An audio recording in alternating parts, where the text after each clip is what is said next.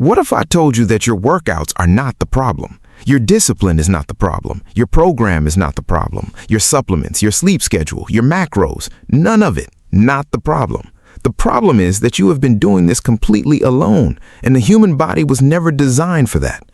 In 2026, 85% of solo fitness app users have completely stalled. Not slowed down, not plateaued, stalled, wall, full stop. And the fitness industry's answer has been to sell you a better app, a better plan, a better pre-workout.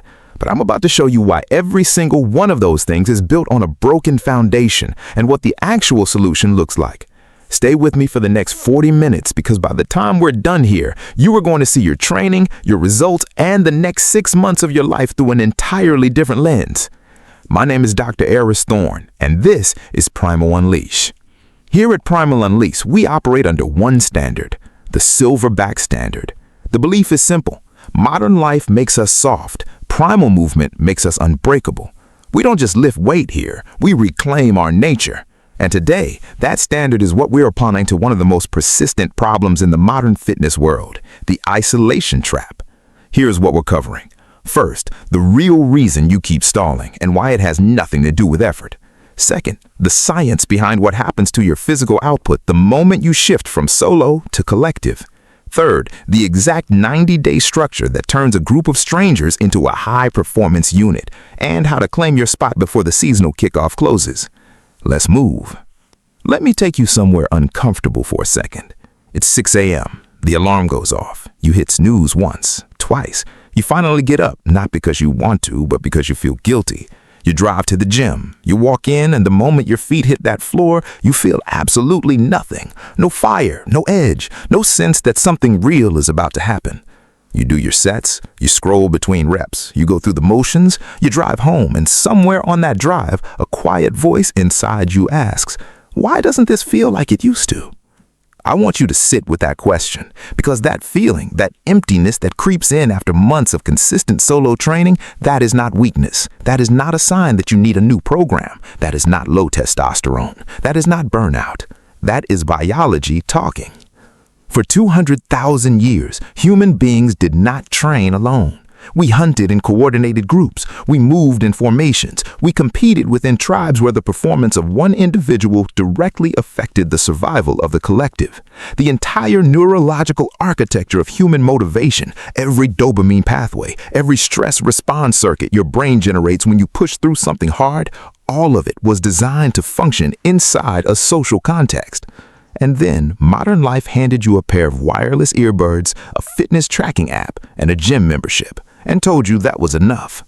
We took a species built for collective movement and put it in a glass box alone, and we are genuinely surprised when the glass box stops working. I want to ask you something directly. I want you to count this in your head before I move on. How many times have you started over on a Monday? Not once. I'm not talking about once. I mean, how many full cycles have you been through? The January surge, the February slowdown, the March inconsistency, the April quit, the May guilt spiral, the June, this time is different. And then the whole machine resets again 12 months later and you do it all over. That is not a character flaw. That cycle is what happens to a pack animal that tries to survive as a solitary creature. It is physiologically unsustainable. You are not failing. Your environment is failing you. Here is your first real unlock today. The 2026 data doesn't just show a fitness plateau at the individual level. It shows a motivation architecture collapse. The apps that promise to replace human accountability with artificial intelligence, they failed. And they failed for a reason that no engineer can algorithm their way around. You cannot code tribe. The electricity that moves through a group of people locked on the same mission, the way your nervous system elevates in the presence of others grinding at the same intensity, that is not a feature that could not be pushed as an update. That is 200,000 years of human wiring that only activates under one specific condition. Other people are watching. Other people are counting. You matter to something beyond yourself. The moment that condition is met, your brain shifts gears entirely, and what that gear shift looks like physiologically is exactly what we're getting into right now. Stay with me because the science here is going to change how you think about every training decision you make from this moment forward. There was a phenomenon that exercise physiologists and performance psychologists have been studying for years, and in 2026, the data behind it is no longer theoretical. When you know other people are tracking your output, when you know your performance is directly connected to a group's outcome, your brain unlocks a gear that simply does not exist in solo training, a gear that most people never access in their entire fitness life because they've always been alone. Here is the number: 20%. When subjects knew their performance data was being monitored by a group they felt accountable to, same exercises, same weight, same rest intervals, they generated 20% more physical output. 20% is not a marginal gain. 20% compounded over 90 consecutive days is a completely different body, a completely different athlete, an entirely different relationship with your own capacity. And you didn't have to think your way there. You didn't have to manufacture discipline or summon willpower from somewhere you have already run dry. Your brain just did it because the social stakes were real. This is what we call the group lift effect. It operates entirely below conscious awareness. You do not decide to push harder. Your nervous system makes that decision for you the moment it registers that others are counting on your data. And here's the layer most people never think about. When people hear group training, they picture a class where someone yells at them from a stage. That's not what we're talking about. The troop operates the real-time biosyncing. When you train, your heart rate, your rep output, your session duration, it flows directly into a shared interface. Your cell sees it, your squad watches for it. And here's the piece of psychology that makes the whole structure run. They feel your absence when you don't show up. That empty slot on a shared leaderboard, your name, no data next to it, creates a pool that no solo missed session ever generates. The absence of your contribution registers as a real event to real people who chose to be in a cell with you. And your brain, because it's a social organ built over hundreds of thousands of years, responds to that knowledge with a level of urgency that willpower simply cannot manufacture on its own. This is not guilt. This is not pressure. This is the mechanism your nervous system was built to run on. We call it earned belonging, and it is one of the most powerful behavioral forces ever documented. I'll tell you what I've observed working with high-performance groups over the years, and this is the thing that surprised me most. The moment a person shifts from thinking I should work out today to thinking my troop needs my session logged today, the decision becomes an entirely different kind of decision. It stops being optional. It is no longer a negotiation between discipline and comfort. It becomes a matter of identity. And that shift from I should to I am someone who shows up for my troop is worth more than any training methodology I have ever studied. Because identity-based motivation is the only kind that survives a bad week. Willpower runs dry, motivation fluctuates, discipline cracks under enough accumulated fatigue. But identity is the last thing to fold, and the troop is specifically designed to build that identity layer from day one, not as a concept you read about, but as a lived experience you earn through repeated collective action. After this next section, I'm going to show you exactly how to find yourself today and what that first session actually feels like. Don't go anywhere. The Community Strength Challenge runs in 3 phases, and I want to walk you through each one clearly, because understanding the structure is what separates the people who show up for a week and disappear from the people who finish and change. Phase 1, Foundation Sync, weeks 1 through 3. Most programs fail people in the first 3 weeks because they demand peak performance before a foundation exists. Foundation Sync is different. The first 3 weeks are not about intensity, they are about alignment. You are calibrating your schedule with your squad. You are understanding how your cell operates. You are identifying where your strengths sit relative to the group. And most importantly, you are building the behavioral anchor, the automatic non-negotiable truth in your nervous system that says, when it is time to train, my troop is waiting. In week 1, every member completes a baseline sync session, not a test, not a judgment, a calibration. Your output data enters the system and your role-based contribution profile is built from it, which leads me to something I need to address directly. The fear that stops most people from joining a collective training structure is the fear of being the weakest link. The fear that your numbers are not good enough, that you will hold the team back, that your fitness level is not troop-worthy. I want to dismantle that fear right now and leave it here permanently. The troop does not measure your ceiling. It measures your character.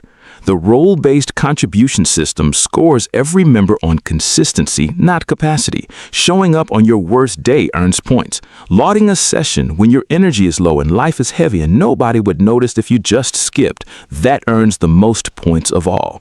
Because the troop is not a competition to find the strongest individual, it is a system for building the most reliable unit. And reliability at the group level is how extraordinary collective results get built. Phase 2, the pressure build, weeks 4 through 8. Phase 2 is where the challenge stops being a training program and becomes a competition. Your collective leaderboard activates fully in week 4. Your troop's combined output is tracked against other troops in the global challenge network. And now your session matters to something bigger than your personal progress. Your cell's position is directly shaped by whether your data appears. This is where the group lift effect fires at maximum capacity.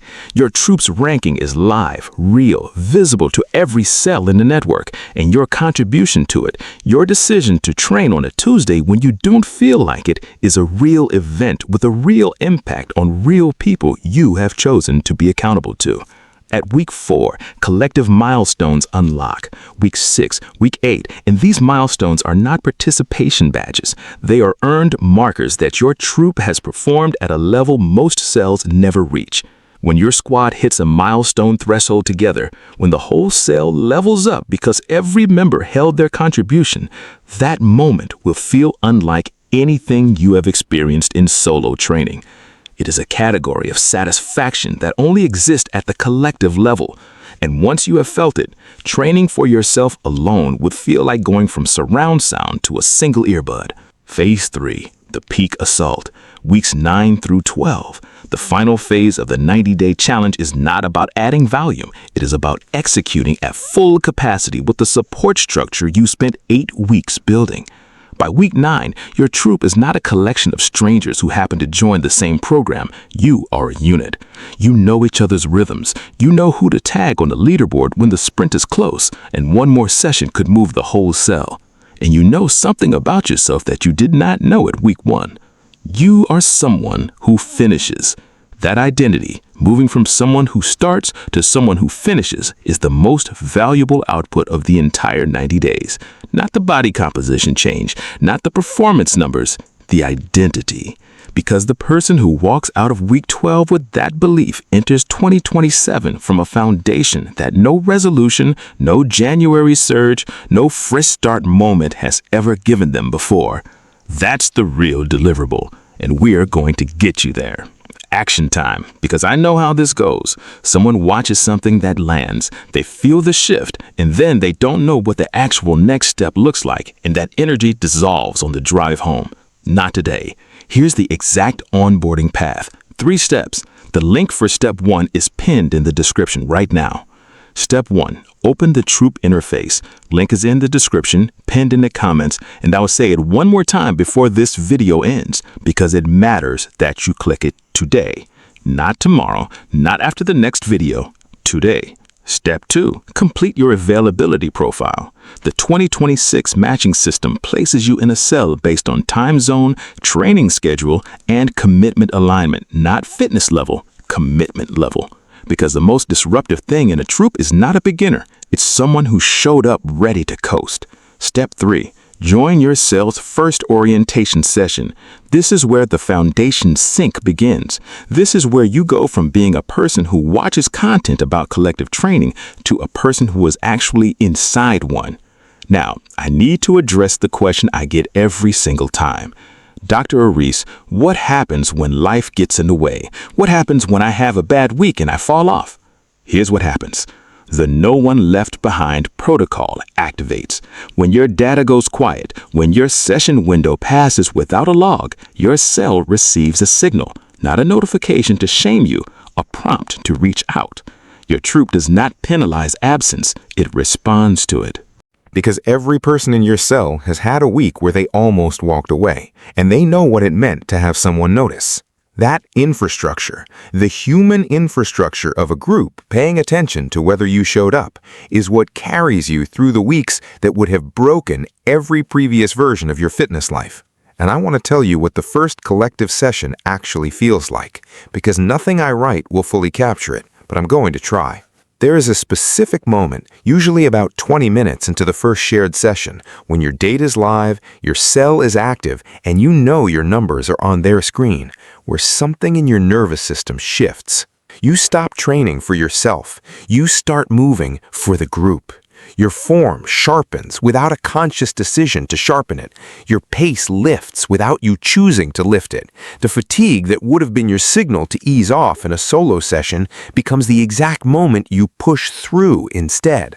And somewhere in that window, you cross a line you cannot walk back across. Because you have now felt what it is to have your full biology engaged. Not just your muscles, not just your cardiovascular system, but your social architecture, your tribal wiring, your ancient need to be someone your people can count on. That is the moment the troop stops being a program. That is the moment it becomes yours. Close your eyes for a second. Stay with me. Picture it. December 31st, 2026. You are standing somewhere, maybe a gym, maybe your home, maybe somewhere you have never been because this version of you does things the previous version never would. You are looking back at the year. Not perfect months. There were weeks that were hard, sessions where everything felt heavy and the last thing you wanted was to show up. But you showed up anyway because your troop was there, because your name was on that leaderboard, because somewhere someone was counting your session, and you did not let them down. You are not entering 2027 with a resolution. You are entering it with a system, a squad, a standard you held for 90 days and proved to yourself you can hold again. Your body changed, that's real. But what is more real, what cannot be captured in a before and after photo, is who you became in the process. You became someone your troop can count on. You became someone who does not quit when it gets hard. You became someone who carries the Silverback standard, not as a slogan, but as a lived identity in your nervous system. Modern life made a version of you that grinds alone, burns out alone, starts over alone. That version has been running the same cycle for too long. The troop ends that cycle. Because here's the truth I have built my entire philosophy around. The truth that every high-performance collective in human history is confirmed, from the Spartans training in formation to the Navy SEALs buddy system to every elite team that has ever existed. You can go fast alone, but you will only go far with your troop. The 2026 seasonal kickoff is open right now. The high-performance cells are filling, and they fill fast because the people who are serious about finishing this year differently are already inside. The link is in the description. 3 minutes to complete your profile and get matched to your cell. 3 minutes. After months of starting over, after years of going alone, 3 minutes is the distance between who you have been and your troop. Do not let this be another video you watched, felt something about, and did nothing with. That is what the old version of you does. Today, you choose differently. Click the link, complete the profile, meet your troop. The Silverback standard is not for the person who watches, it is for the person who moves. Modern life makes us soft. Primal movement makes us unbreakable. We don't just lift weight, we reclaim our nature. Together. I'll see you inside the troop. Hit subscribe, and if something in this video landed for you today, drop the word troop in the comments right now. One word, I read every single one. If you know someone who's been grinding alone and wondering why they keep losing the thread, send them this video. That share might be the exact thing that breaks their cycle. The link to join the Community Strengths Challenge is pinned in the description and in the first comment. 3 minutes, it's worth it. And if you want to go deeper on why your training environment is the highest leverage variable in your results, not your program, not your macros, not your supplement stack, that video is sitting right above my shoulder. Watch it next. It will reframe everything you think you know about where results actually come from. Let's go.